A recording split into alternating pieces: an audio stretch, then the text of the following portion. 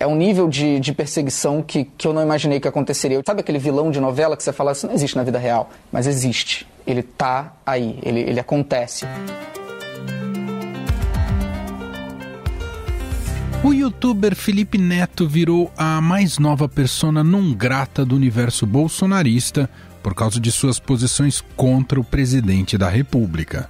O influenciador, que já era alvo desses apoiadores, viu as críticas aumentarem após uma entrevista ao jornal norte-americano The New York Times, em que classificou o líder do executivo como o pior presidente do mundo no combate à Covid-19. But I'm certain that our leader, Jair Bolsonaro, is the worst COVID president in the world.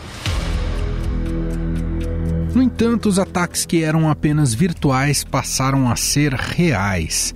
Um homem identificado nas redes sociais como Cavalieri, o guerreiro de Bolsonaro, como ele se auto-intitula, foi até a casa do influencer no Rio de Janeiro com um carro de som e o ameaçou. Estamos aqui na tua porta, na Quintas do Rio, Barra da Tijuca, Rio de Janeiro, para falar que o Brasil tem representante e falar que o país hoje, Felipe Neto, está mudado. Não aceitamos a sua conduta cruel e covarde. Não é a primeira vez que este homem participa de atos antidemocráticos. Ele também foi visto em vídeos durante o ataque com fogos de artifício ao Supremo Tribunal Federal em junho. Em outro ataque coletivo nas redes sociais, apoiadores do presidente compartilharam uma mensagem falsa atribuindo o youtuber à pedofilia. Entenda que essa campanha de assassinato de reputações, ela é feita através de mentiras, ela é feita através de manipulação e que as pessoas manipulam, esses grandes líderes manipulam justamente essas pessoas que fazem os envios, encaminhamentos. Inclusive, deputados bolsonaristas como Carla Zambelli participaram da campanha de difamação. Vou pegar esses arquivos e junto com o Major Fabiana a gente vai até a PGR levar as comprovações dos crimes que Felipe Neto cometeu. E aí são crimes diversos, não é só a questão da incitação à possível pedofilia, não é só a incitação a crime, não é só a incitação à sexualização antecipada, é também a futilidade, o dinheiro fácil. Por outro lado, Felipe Neto passou a receber apoio de outras lideranças, como Luciano Huck e Ciro Gomes. O que eles estão fazendo com esse jovem youtuber, o Felipe Neto, isso deve ser uma coisa repudiada veementemente por todos nós democratas, Verdade. Porque é uma forma de intimidação. Felipe Neto, de 32 anos, é um dos maiores influenciadores digitais do país. Apenas no YouTube tem quase 40 milhões de inscritos e mais de 10 bilhões de visualizações acumuladas. Há 10 anos, ele faz críticas ao comportamento da sociedade com foco no público jovem. A vida não é colorida. A vida não é uma caixinha de surpresas onde todo mundo usa franja de emo e todo mundo é feliz. Não! A vida é foda, a vida é boa, mas a vida é foda. Então vai atrás de viver. Se você já tem 16, 17 anos, já passou da idade de você amadurecer. Ultimamente, o youtuber ganhou espaço explorando outros temas, como videogames e variedades. Fogo. Sai do fogo, Felipe. Ih, qual é, Espirro? Qual é a coriza? Tudo bom? Como é que vocês estão? Jair Bolsonaro não é o único que sente a mão pesada das críticas de Felipe Neto. Quando envereda para o universo político, o influenciador era grande crítico de Dilma Rousseff e Lula. Então não me interessa se do outro lado tem Bolsonaro, se do outro lado tem Aécio Neves. Um chimpanzé na presidência hoje seria melhor. Cadeia nesse corrupto chamado Lula, nesse safado, nesse ladrão, nesse delinquente desgraçado que afundou o nosso país. Youtuber também chegou a fazer sucesso lançando livros, como o exemplar de Não Faz Sentido, Por Trás da Câmera, Felipe Neto, a trajetória de um dos maiores youtubers do Brasil, que foi o livro mais vendido aqui no Brasil em 2017. Em setembro do ano passado, durante a Bienal do Livro no Rio de Janeiro, em protesto à tentativa do prefeito Marcelo Crivella de recolher os exemplares de Vingadores da Marvel, que trazia 2 personagens masculinos se beijando, Felipe Neto comprou 14 mil livros com temática LGBT e mandou distribuí-los de graça. Eu comprei todo o estoque de todos os principais livros com temática LGBT da Bienal do Livro do Rio de Janeiro. E todos eles serão entregues de graça amanhã para quem estiver na Bienal e quiser um livro de graça. Cada um dos livros vai estar embalado em plástico preto com um aviso: este livro é impróprio para pessoas atrasadas, retrógradas e preconceituosas. Um dos textos que tem sido compartilhado por bolsonaristas como forma de atacar o youtuber é o da colunista do Estadão e da Rádio Eldorado, Rita Lizauskas. Em 2018, a jornalista escreveu a coluna com o seguinte título: "Não adianta a luta diária para educar os nossos filhos se eles assistirem ao Felipe Neto." Por causa da repercussão desse texto ao longo dos 2 últimos anos, não só na época da publicação, o youtuber pediu para ser entrevistado por Rita Lizauskas para mostrar seu amadurecimento e mudança de postura. Essa entrevista foi publicada nessa semana no Estadão e a gente vai falar mais sobre ela conversando diretamente com a jornalista aqui do Estadão, Rita Lizauskas.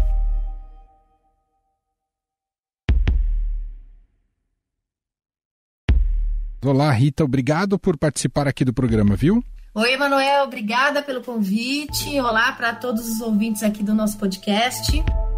Rita, em 2018, você escreve uma coluna que coloca um dedo na ferida sobre a maneira como se comporta e se coloca Felipe Neto. Queria que antes de falássemos mais diretamente da mais recente entrevista, o que aconteceu lá em 2018? Era um momento que Felipe Neto já era muito influente e ganhava muito dinheiro com a atividade dele, não era, Rita? É verdade. Em 2018 eu decidi escrever essa coluna porque eu participo de vários grupos de mães, eu tenho algumas mães no meu Facebook, mães amigas, e eu comecei a ouvir um burburinho ali, uma reclamação, especificamente de uma mãe que é amiga minha, mãe de 3, que ela fala assim: poxa, eu não vou deixar mais meu filho assistir ao Felipe Neto, porque é uma gritaria, é um monte de palavrão, um monte de venda, ou seja, publicidade infantil no meio do vídeo. E assim, eu não tinha o costume, meu filho não tinha o costume de ver YouTube, porque ele era menor na época, e eu já tinha ali um certo cuidado nas coisas que ele assistia, né? Mas ela, mãe de 3, adolescentes, né? Então, ela fez essa reclamação e eu, como jornalista, como repórter, falei, bom, eu vou assistir esse canal e vou ver o que tá rolando, né? Por que as mães estão reclamando, por que os pais estão falando disso. E daí eu peguei meu bloquinho e me loguei ali no canal dele do YouTube e deixei o algoritmo me levar e assisti 3 vídeos. E fui fazendo anotações, assim, como se eu estivesse realmente numa coletiva de imprensa. E daí eu fiz uma coluna falando sobre isso. Realmente tinha muito palavrão. Nos vídeos que eu assisti, tinham ali menções gordofóbicas. Ele brincava sobre o corpo de um assistente dele, que depois eu fiquei sabendo que se chamava Bruno. Tinha publicidade infantil, então no meio do vídeo ele parava para mostrar o livro, que publicidade infantil é proibida, embora as pessoas fiquem em dúvida, né? Porque vem na TV a cabo, mas é proibida pela Constituição Federal, por uma resolução do CONANDA, pelo Estatuto da Criança e do Adolescente. Então eu fiz uma coluna falando o que eu tinha visto ali, né? E o que eu tinha visto era muito assustador, era muito preocupante. As mães da escola do meu filho até falavam: eu sinto que meu filho fica mais agressivo, eles gritam, eles falam palavrão. Então eu fiz uma coluna sobre isso e publiquei em abril de 2018. Foi assim, uma revolução essa coluna. Eu acho que as pessoas queriam muito falar sobre esse assunto.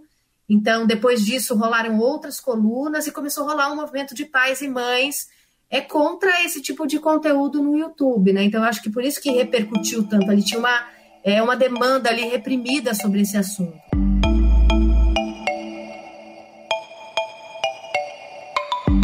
Bom, Isso também, e acho que fica claro na conversa recente com vocês, que você acaba de publicar em seu blog no Estadão, fica claro que essa coluna incomodou ele à época bastante, e eu não sei se ela foi unicamente responsável pela conversão dele, mas de alguma maneira o novo Felipe Neto está conectado às críticas que você fez lá em 2018.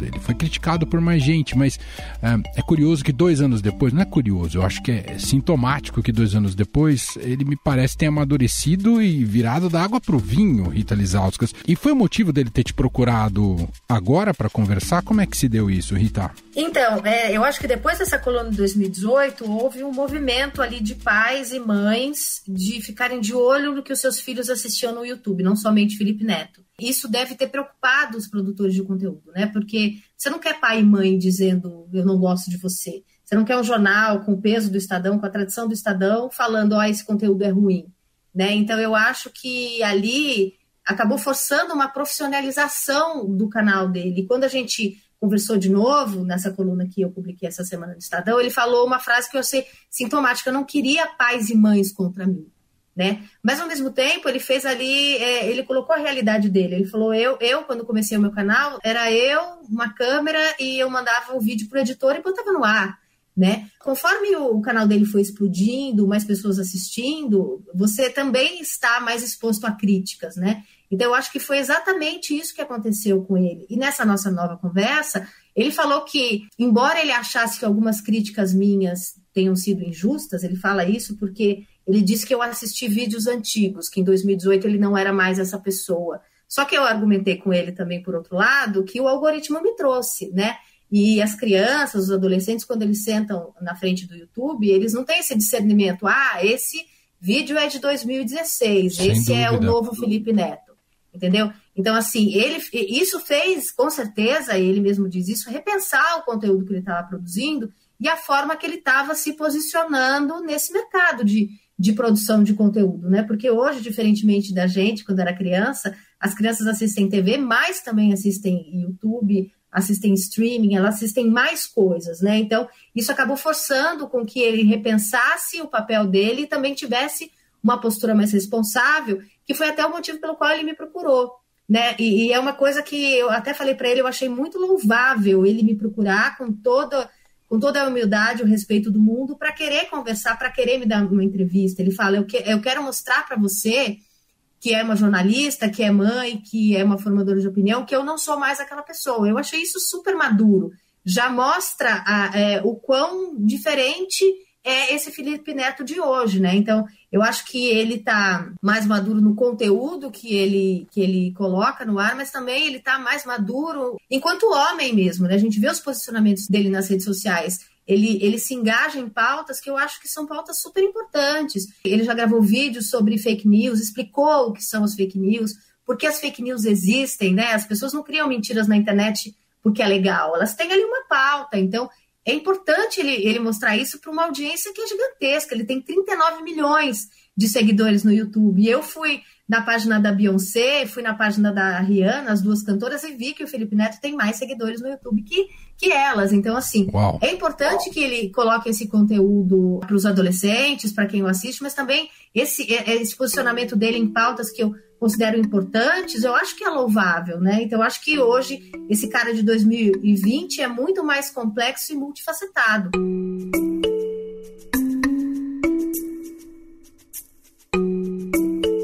Quero voltar à coluna de 2018 e que você contasse que foi um dos motivos, inclusive, que ele apresentou para você, para essa nova conversa, para essa nova entrevista recentemente publicada nessa semana, porque essa coluna sua de 2018 continuava, virou instrumento de adversários e daqueles que não gostavam dele, inclusive do ponto de vista jurídico, Rita Lizauskas? Pois é, eu notava isso, mas obviamente ele que tem contato com os advogados dele e que está nesse olho do furacão, né?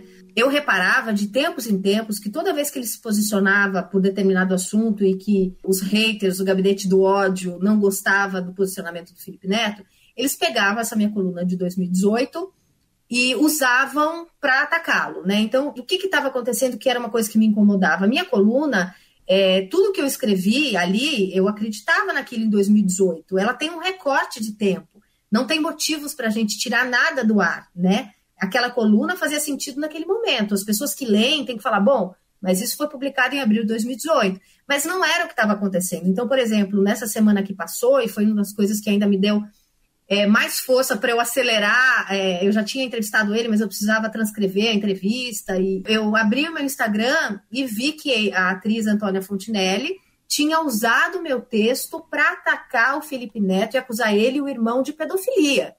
Daí eu falei, gente, peraí, né? Eu fiz uma crítica ao canal dele em 2018. O Felipe Neto não é pedófilo, o irmão dele não é pedófilo, isso é uma acusação muito séria, entendeu? Então, assim, eu já tinha a entrevista dele na mão, né? E falei, eu preciso escrever sobre isso rápido, preciso mostrar para as pessoas de 2018. Então, eu editei esse texto de 2018, escrevendo lá em cima que havia uma nova coluna em 2020 sobre o mesmo assunto e convidando a audiência para lê-la, né? Então, por exemplo, se esse texto for ressuscitado mais uma vez, a pessoa vai abrir e falar, esse texto é de 2018, posso ler, faz sentido em 2018, mas tem uma nova coluna sobre esse assunto. Então, assim, o que me incomodava é porque eu sou muito responsável pelas coisas que eu escrevo, eu até coloco isso no texto, mas eu não sou responsável pela forma que as pessoas leem. E isso era uma coisa que muito me incomodava. Então, eu sentia que eu precisava escrever uma nova coluna por causa disso, né? Você não pode usar um recorte de 2018, que é uma coisa pontual, era uma crítica ao conteúdo que ele produz, e atacar a reputação de uma pessoa, a falar que essa pessoa é pedófila, pedofilia é crime, e o Felipe Neto não é pedófilo.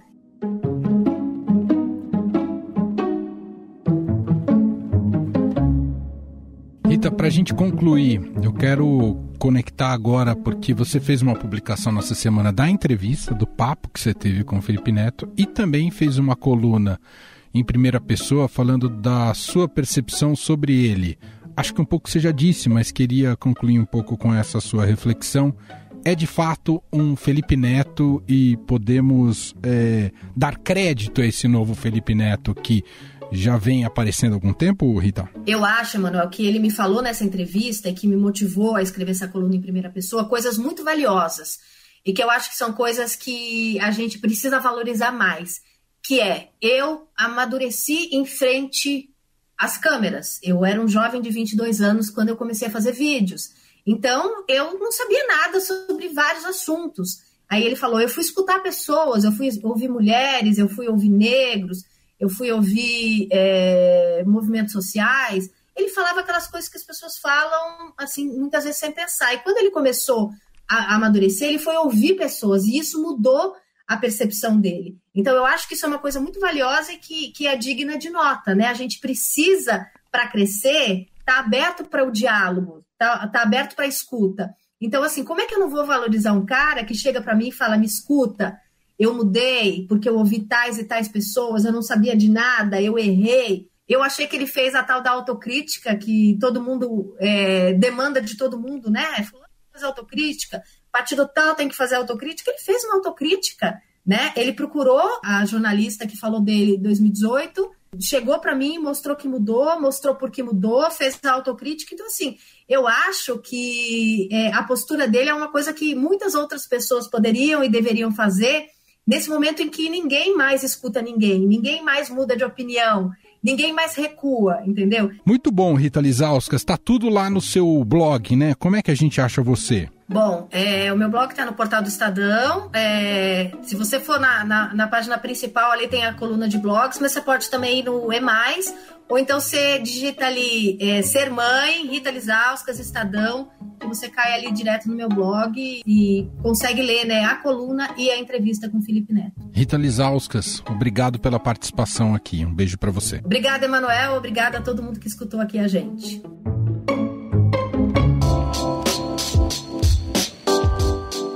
Por causa dos ataques virtuais, o presidente da Câmara, Rodrigo Maia, afirmou que vai acelerar a tramitação do projeto de combate às fake news. Em postagem no Twitter, o parlamentar convidou o influencer para debater o tema, o que foi aceito pelo youtuber. Na postagem, ele citou o youtuber Felipe Neto, que tem sido vítima de acusações e ameaças nas redes sociais. Quem comenta mais sobre a reviravolta política na vida de Felipe Neto e seu papel no debate público brasileiro é a editora do BR Político e colunista do Estadão, Vera Magalhães, que inclusive convidou Felipe Neto para uma entrevista no Roda Viva da TV Cultura. Tudo bem, Vera? Tudo bem, Emanuel. Salve. Até te convidou porque você fez um gesto muito importante de convidar o Felipe Neto para o Roda Viva, porque ele se tornou uma figura central em alguns debates no país. E eu queria te ouvir agora, Vera, né? A Alice estava na postura de entrevistadora, te ouvir um pouco, que até depois dessa entrevista e de todas as notícias que você acompanhou, quem é esse Felipe Neto e que papel ele cumpre hoje no debate público brasileiro, hein, Vera? É engraçado essa celeuma, né, Emanuel? Porque é como se uma pessoa que é o YouTube não tivesse direito a participar justamente do debate público, do debate político. Essa é a interdição que alguns bolsonaristas, inclusive alguns formadores de opinião bolsonaristas, querem fazer. Querem que o menino não possa. Menino é até um modo de falar, porque ele já tem 32 anos. Com 32 anos, muita gente já é político, inclusive já tem mandato. Para começar, muito autoritária a exclusão que se tenta fazer de algumas pessoas do debate público no Brasil. E fazer isso da maneira como vem fazendo em relação a ele, com ameaças, com fake news, plantando uma série de coisas gravíssimas que não condizem com a realidade, não tem nem amparo mais tênue na realidade, que é associar Felipe Neto à pedofilia, etc., isso é mais lamentável e chocante ainda. Ele é alguém que começou fazendo vídeos no seu canal para um público muito jovem, vídeos sem nenhum conteúdo político, alguns deles bem bobinhos, ele pintava o cabelo, imitava a foca, fazia vídeos com o irmão Lucas Neto, que tem ainda um conteúdo mais infantil ainda, mas o Felipe Neto foi mudando ao longo do tempo. Ele primeiro criticando o PT, e aí depois, perto do impeachment, dizendo que não via razão para o impeachment, e foi fazendo uma guinada ali à esquerda. Ele ganhou relevo, a meu ver, no debate político pela primeira vez no ano passado, do Rio de Janeiro, que é um episódio importante para posicioná-lo nesse debate, e é importante até para a razão pela qual eu achei que ele era alguém com estofo para falar no Roda Viva. Ele, naquela ocasião, o prefeito censurou uma obra, um HQ, porque tinha dois rapazes se beijando na capa, tinha uma mensagem LGBT. O Felipe Neto foi lá e comprou o conteúdo LGBT da Bienal e distribuiu de graça. Foi um gesto, portanto, amplamente político, um gesto de ativismo político e que foi muito comentado na época, teve muita repercussão. Ele começou a ficar mais presente, principalmente no Twitter, no debate de política, e depois do Roda isso explodiu. Ele foi parar no New York Times, depois foi chamado para uma live com o ministro do Supremo, o ministro Barroso, e agora é convidado pelo Rodrigo Maia para participar do debate dentro do Congresso. Então, por mais que os bolsonaristas tirem a calça e pisem em cima, ele já faz parte do debate político, já está inserido no debate político. E é uma burrice muito grande querer cancelá-lo com mentiras e fake news, porque isso só vai aumentando o relevo que ele tem, vai aumentando o impacto das opiniões dele e a sua amplitude nesse debate.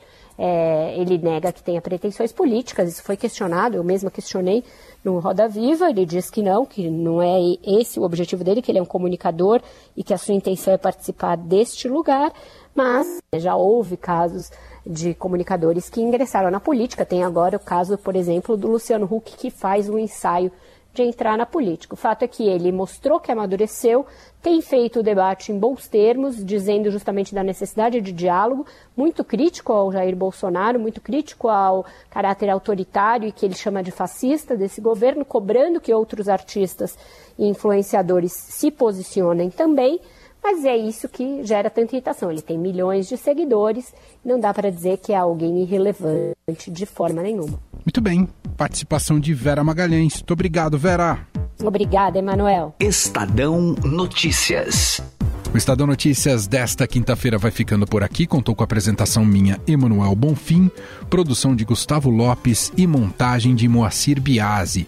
Diretor de jornalismo do Grupo Estado é João Fábio Caminuto. O nosso e-mail, podcast@estadão.com. Um abraço para você e até mais. Estadão Notícias.